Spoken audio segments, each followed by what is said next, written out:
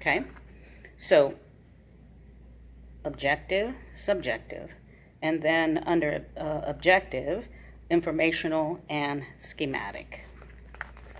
Okay. Boom, boom, boom.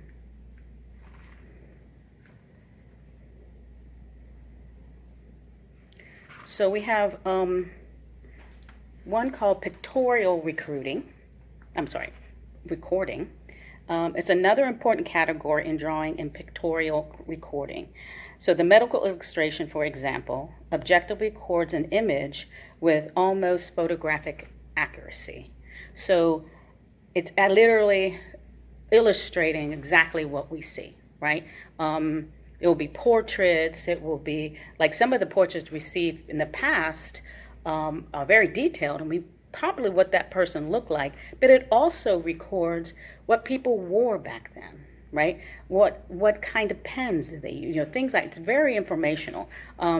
So they didn't have photographs, back in the 1700s, 1600s. So people recorded themselves with paintings or drawings of themselves.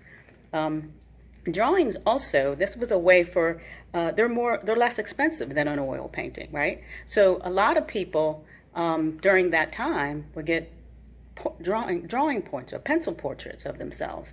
And they were just as detailed, but they were cheaper because they were smaller and they're on paper. And pencil, was not that much to do. But if it's from Michelangelo, yeah, it's going to be some pretty penny, but it's nothing going to be to his paintings and his sculptures, right? Okay. So there's one talk about subjective drawing. So it says, just like any other human activity, artistic production carries with it a full range of subjective element. So some artists, so page 23 on your book, how some artists are not doing they're doing informational, but it's more about feeling, how that person, say I'm doing a portrait of a person, that person, instead of doing it looks just like them, I'm doing something other and giving that personality of the individual or what they're feeling at that time. And that on page 23, the Alice Neal portrait shows, how the person is standing or slumped over. This type of thing creates emotion too. So that's more subjective, right? And that it's the feeling of the individual that's important too, or how the artist feels about that person too. So that comes along a lot of times also. Okay, so so the first element when we're talking about drawing is line. Okay, and I have a definition with you. I'm going to send some definitions for the midterm, just a little quiz thing, but I'll send you the definitions and just start studying them because that's going to be on for your midterm, also your portfolio. So this is the definition you have that I'm going to send out. I don't know if you can see this or not, but I'll read it out to you. Also, I'm going to send it to you too. So a line is a mark on a surface, usually created by a pen, pencil, or a brush, okay? It's just that mark you make with that implement, right? Lines can be soft and curvy. You can even do lines in the sky, just like this is creating. If you notice my hand, my whole body is getting into that, making that mark. A lot of people want to work like this, but if you free your hand and your body, your line will be very, very expressive, and it's just a much better line and a freeing line, right? So it can show emotion. If you know that this is very calming and soothing and just this curvy. Welcome back. I was talking about the free flowing use of the line.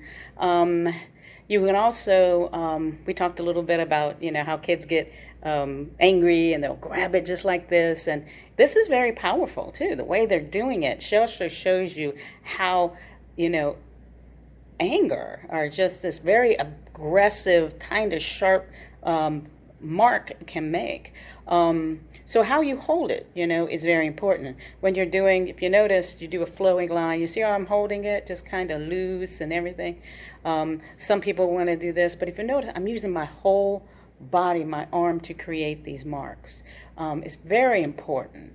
A lot of artists will stand, right, as they are drawing, because you're moving your whole body. If you sit there on a little bitty thing, you only have this movement, right?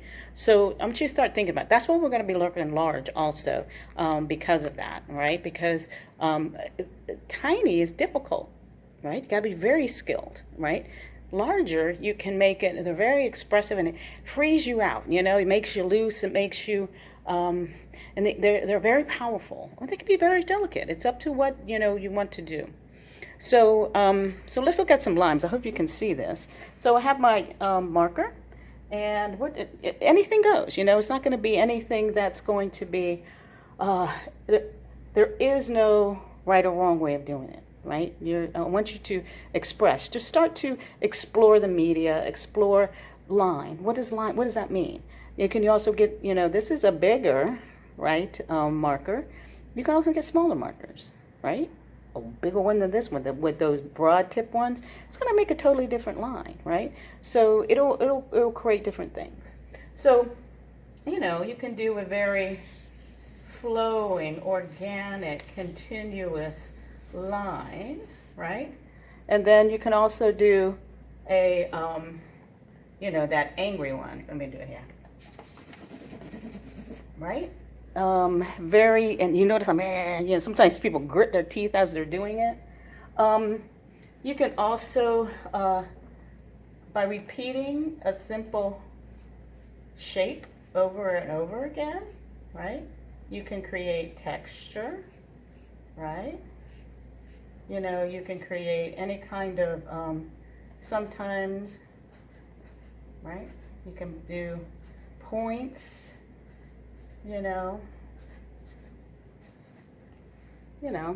So, there's all kinds of things you can do with line.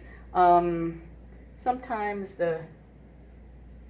how light it is too, right? This is kind of a sketchy, almost, I'm barely putting it on here, but it's creating, this little kind of whimsy.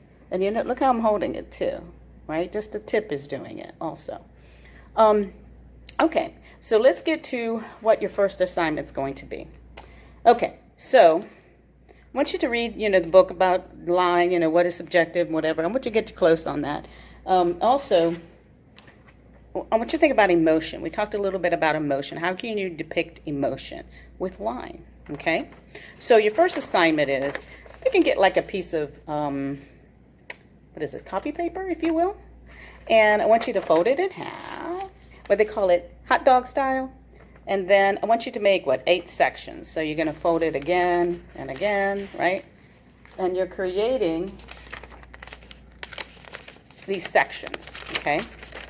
8 sections, okay? And each one of these, I want you to put the name of these emotions, okay? The first one, you're going to do happy. You can do it in pencil if you want, or you can do it in a smaller marker if you want. Angry. Oh, I forgot what that one is. Excited. Lonely. Sad. Envy. Annoyed. And shy. Okay? So in each one of these sections, this is going to be your box, right? I want you to fill this. I don't want just one little line. I want a few lines, like covering this little section with happy lines, whatever your happy line looks like, right? So I'm trying to get you to show emotion by just using line, okay? The next one will be angry, just in this. Fill it up, okay? This one is excited. So each section, I want you to fill it up with those lines, okay? And so that'll be good week start for you. And then next time we will talk about gesture, okay?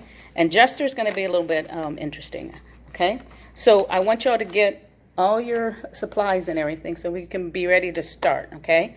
And I'm setting up the the OneDrive. And I think I'm going to do maybe little folders for each and every one of you, so I can have your little portfolios there. So we can do that. What else do I need to talk about? So this is our beginning. So we're going to start with that, something simple. Also, I want you to think about, you know what I want you to do? This is what I want you to do. You're going to do a drawing. If you have your big paper, I want you to do the inside of your room. Sit in a location of your bedroom, okay? Sit in a location and just whatever you see, draw what you see. Show me what your bedroom looks like, okay? If you don't have your big paper, then do it in your sketchbook. Make sure you're sketching in those sketchbooks every day. Make sure you date them too, okay? So let's go ahead and do that. So you're going to do your line paper, the 8 emotions, right? Your 8 emotions. And then let's do the inside of your bedroom. It can be a line drawing, right? It doesn't have to be totally. I want you to be as informational, right? That informational type of drawing. You're recording what it looks like, right? So I want you to, what does it look like? What are the objects in your bedroom? You know, does it have windows? Does it have, are you messy? Are you neat? Right? I kind of like the messier ones, because now you can fix bundles of stuff on there. But anyways, well, you know, that's my room. But anyways, I just want you to do that. Okay, so I will